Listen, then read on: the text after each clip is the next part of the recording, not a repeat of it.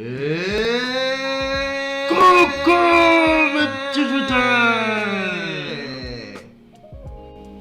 Et bonjour à nos nouveaux auditeurs, on vous présente un nouveau podcast qui s'appelle La Joute. Alors je suis en compagnie de mon petit frère. Bonjour à tous. Et du coup le principe du podcast est assez simple. On prend une problématique, on fait une liste. Par exemple, je vous dis un exemple. Quel est le plus grand sportif de tous les temps? On fait une liste de 5 à 1 qu'on présente et on en discute. Et on passe tout de suite à notre première problématique. La problématique d'aujourd'hui est: quel est le meilleur univers de science-fiction créé? Donc vas-y, dis-nous ton numéro 5.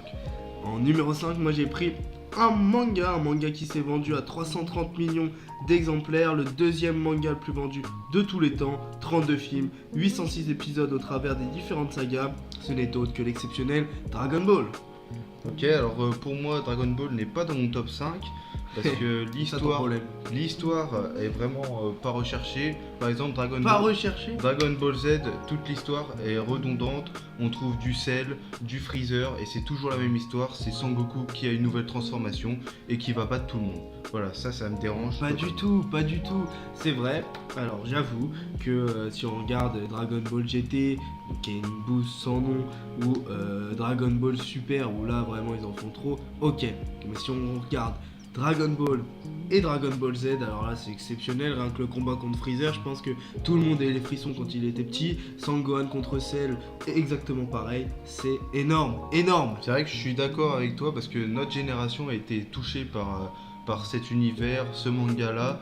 Mais par exemple aujourd'hui, moi par exemple j'ai d'autres animés qui vont être dans mon top 5, qui ont largement dépassé au niveau scénaristique Dragon Ball, et ça n'a plus rien à voir, je suis désolé. Enfin, après si votre génération elle a des goûts de merde... Ça après c'est chacun ses goûts comme on dit. Ouais, chacun sa merde. Bon bah ok, moi ça en tout cas ça reste mon top 5, je vous le dis.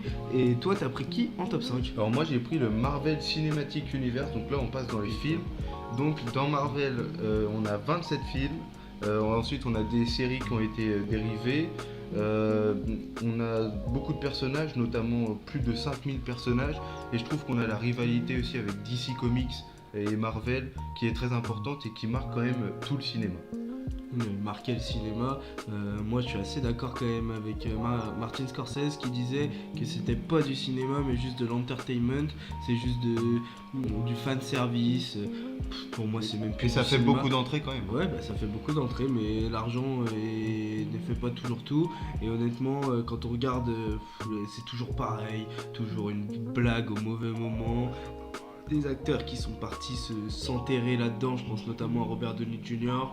Non, franchement. Oui, mais c'est parce que ça fait beaucoup d'entrées, beaucoup de chiffre d'affaires, et ça fait aussi rêver les enfants. Ça fait rêver, mais là on parle des univers créés. Je vois pas. On a quand même c'est plus quand de 5000 personnages créés. Hein, d'accord, mais c'est quand même ancré dans. Je pense au Wakanda notamment, aux Pierres d'Infinité, c'est quand même assez recherché. Même si c'est pas du grand cinéma, je suis d'accord avec toi, c'est pour ça que je l'ai mis en numéro 5. Ouais, bon, ok, ça se respecte. Et on passe tout de suite à notre numéro 4.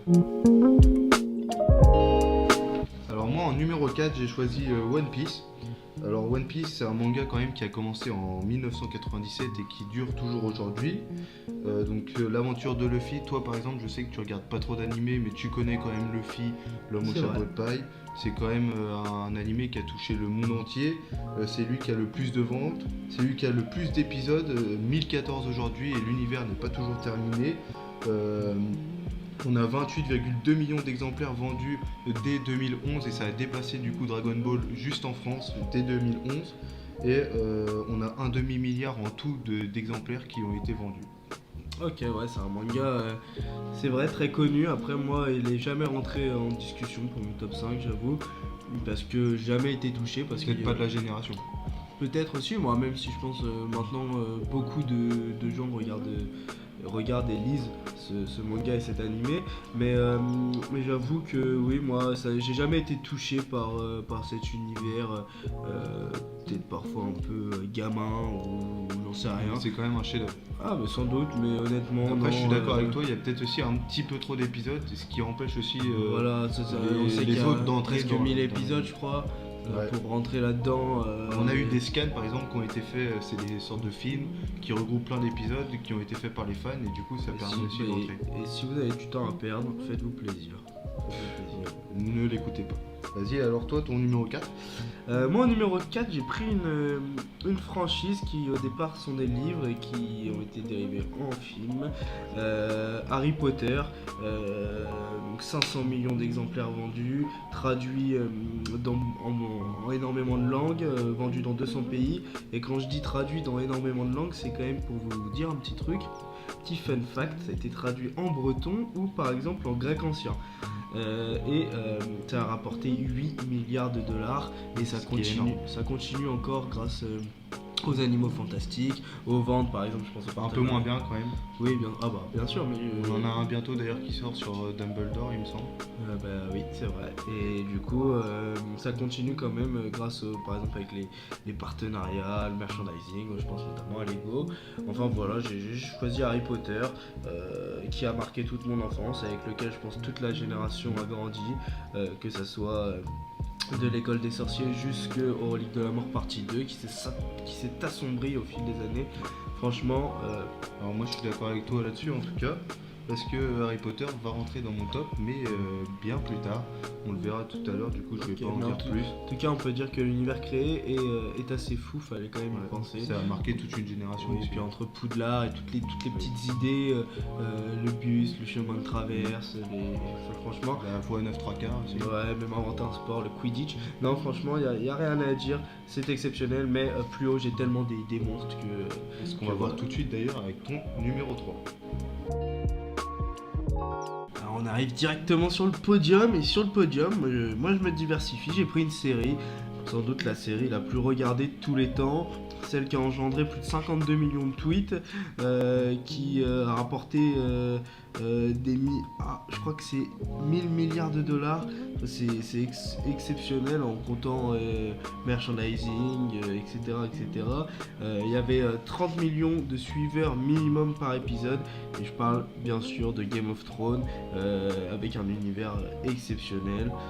Franchement voilà, on pourra le comparer à un autre qui est dans mon top un peu plus haut, mais franchement ça vaut largement cette place de 3ème, cette médaille de bronze. C'est vrai que Game of Thrones c'est énorme, ça a été écrit par R.R. Martin, J.R. Martin, voilà.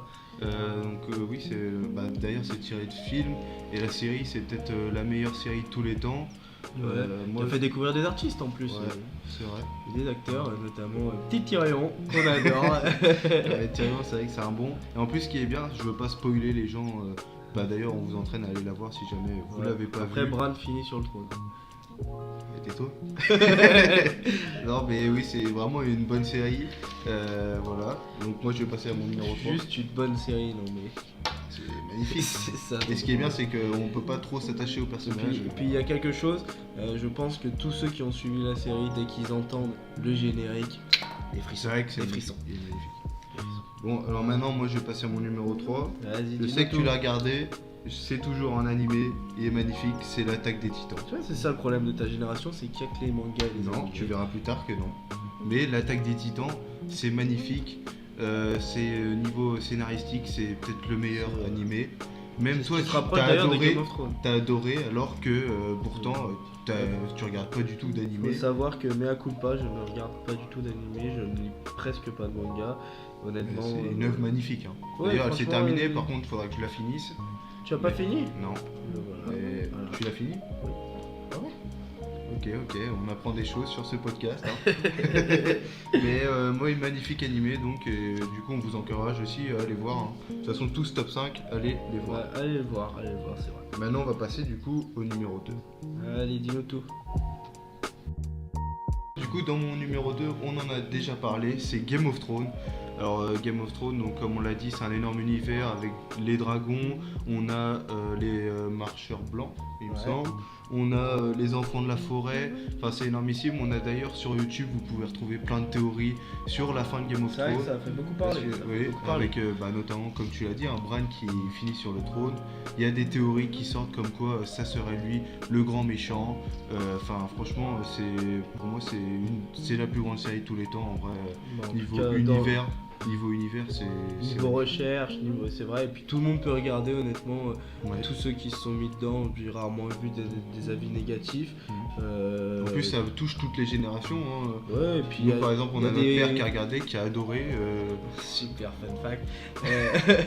Mais notamment, si on regarde un peu, on remarque des similitudes avec des vrais événements historiques. Je pense notamment au Nos pourpres. Les Immaculés aussi, c'était des Turcs à l'époque qui se faisaient prendre aussi. Par exemple, non, franchement, l'univers est complètement dingue, l'imagination. Même ça va jusqu'à l'acier des épées, l'acier valérien, ouais, c'est énorme. C'est vrai, non. Et puis tout ça en reprenant des problématiques qui nous touchent encore. Je pense notamment dans le dernier épisode à Sam. Qui parle de mettre en place une démocratie au moment où on cherche qui va monter sur le trône et tout le monde se fout de sa gueule, mais normal, c'est un gros porc. Après il est pas tout seul. Maintenant on va passer à ton numéro 2. Ouais, ma médaille d'argent, alors moi c'est des films, même si maintenant c'est un univers qui a engendré des séries, etc., des livres. C'est Star Wars, date de 1977, je pense qu'il n'y a même pas besoin de vous expliquer, c'est une révolution, tant cinématographique que dans les têtes. Franchement, je sais même pas quoi dire, tout a été dit sur Star Wars. C'est vrai que c'est énorme. Star Wars, j'aurais peut-être pu le rentrer dans mon top 5, mais moi ce qui m'a empêché de c'est le ça rentrer ton problème, t'y penses pas. Mais non, ce qui m'a empêché de le rentrer dans mon top 5, ça a été racheté par Disney. C'est vrai que les 3 derniers sont dégueulasses. Ils sont nuls, moi je les ai même pas regardés. Si, moi, j'ai regardé quand même. Ouais, enfin bon. Voilà, mais oui, bien sûr, mais ça reste, les 6 premiers, c'est énorme. Mais ça a été terni par ça du coup. C'est vrai, comme Dragon Ball par exemple.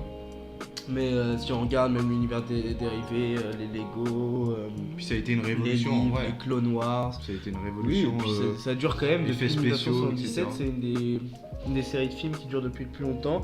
On peut citer également Rocky, qui n'est pas un univers créé, mais Rocky c'est 1976, le premier Rocky. Et je crois qu'il y a juste James Bond qui est un peu plus vieux, mais sinon à part ça, voilà, donc Star Wars est dans les trois trucs les plus...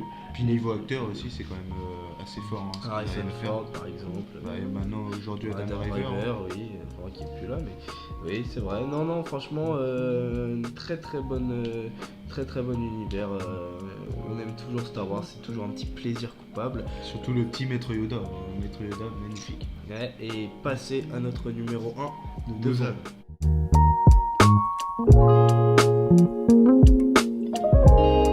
La médaille d'or, le number one, car c'est la seule place qui compte. Et pour moi, c'est le Seigneur des Anneaux et tout l'univers de Tolkien, en passant par le Hobbit, par tous les autres contes, les autres livres. C'est exceptionnel, toute cette invention, cette inventivité. Franchement, qui n'a jamais aimé et qui n'a jamais regardé Le Seigneur des Anneaux, film à 11 Oscars pour Le Retour du Roi, 3 milliards de dollars de bénéfices, il y a une communauté de gros geeks qui kiffent à mort. Ça, il y en a sur toutes les sagas. Non mais bien sûr, mais entre Star Wars et Le Seigneur des Anneaux, Star Wars, il y a beaucoup de geeks. bah oui, mais mes 2 premiers, voilà, il y a des gros kiffeurs de ces trucs-là, des gros beaufs d'ailleurs, petit cosplay de Frodon, voilà. Une bon saké et puis voilà. Ouais, en tout cas, quand on parle du Seigneur des Anneaux, on parle pas d'un mec qui encule les vaches. Hein. Le gros blanc, on va reprendre là. Hein. Non, mais moi, le Seigneur des Anneaux, j'aurais pu, c'est vrai, le rentrer dans mon top 5 par exemple. T'as jamais été fan de Marvel, mais ouais, moi ça m'a pas touché en tout cas personnellement. Même le Hobbit, ouais, ça m'a. J'ai trouvé que les films étaient trop longs en fait. Ils sont quand même très très longs, où ça dure 3 heures à chaque fois. En version longue, 3h30. Mais tu peux quand même reconnaître que si on les regarde Mais encore maintenant, les films datant de 2001, 2002, tu les regardes encore maintenant, vrai, t'as l'impression que ça date d'il y a 1 an. Quoi. C'est vrai, mais d'ailleurs, il va y avoir une série sur Amazon bientôt. Ouais, on espère que ça sera pas de la merde. Eh oui, mais merci Amazon, hein, parce que pour l'instant, c'est pas ouf. Hein. Ouais, bah, on verra ça. Mais en tout cas, ouais, le Seigneur des Anneaux, je sais pas si vous de votre côté ça vous touche, mais moi, dinguerie. Dites-le nous dans les commentaires. Hein. Dites-le nous dans les commentaires, exactement. Et toi alors, ton ben number moi, one? Mon number one, on en a déjà parlé bien plus tôt chez toi, c'est Harry Potter. Est-ce qu'Harry Potter, moi ça va toucher personnellement Toute notre génération a grandi Il essaie de avec. traverser les murs, le con. Mais chut.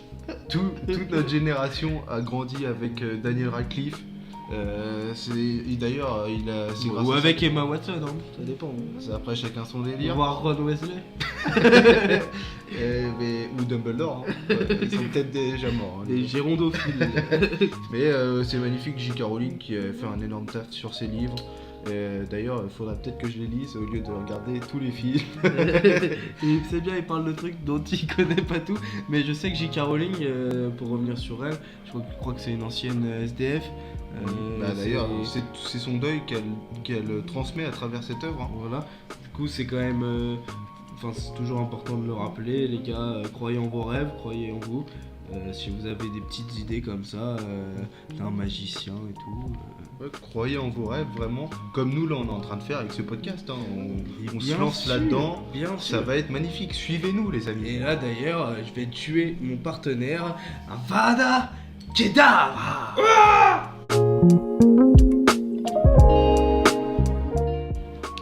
Et voilà les petits jouteurs, c'était la fin de notre premier épisode de la joute. On va débattre de plus en plus, on va essayer de vous en sortir un par semaine, voire plus.